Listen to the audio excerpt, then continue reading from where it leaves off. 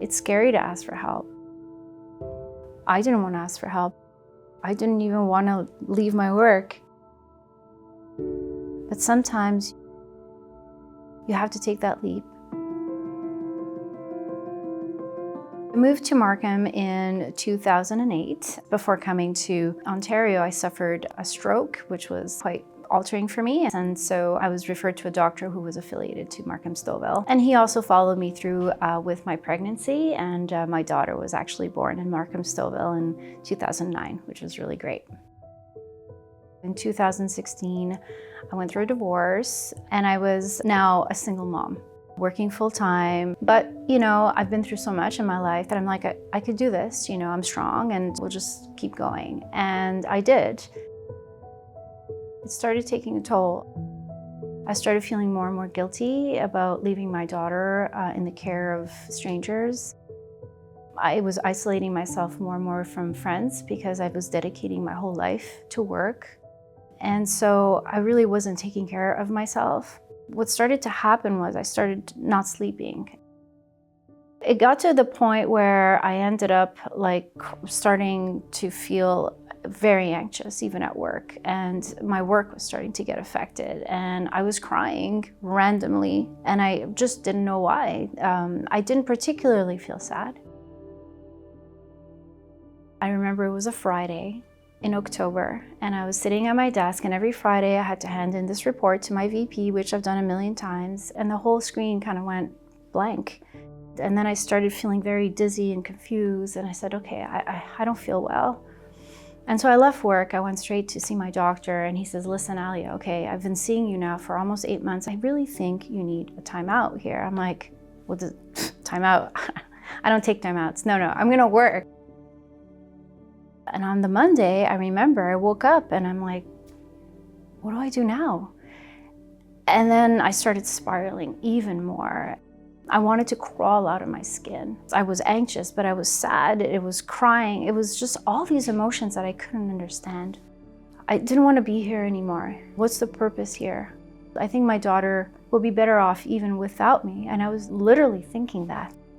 And that day, it was the day that I went to see my doctor. I walked in and I said, listen, these thoughts that I'm having are not good. You need to help me.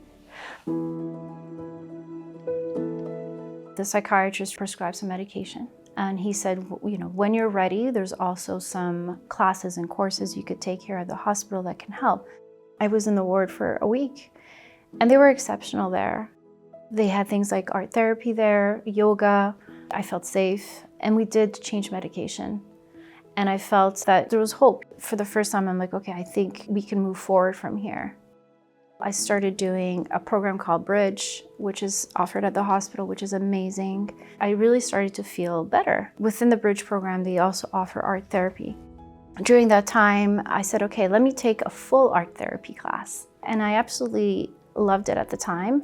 I remember I was doing a drawing and then something triggered inside of me and I was just like crying. I had a full-on panic attack during art therapy and I said, what's happening? I'm just drawing, pictures. And she says, well, the emotions come out. I was actually feeling better. I met with my VP. I said, okay, I think I'm ready to go back to work, And literally 2 weeks later, I had a heart attack. Now it's, how do I deal with what is happening to me physically and my new reality for the rest of my life?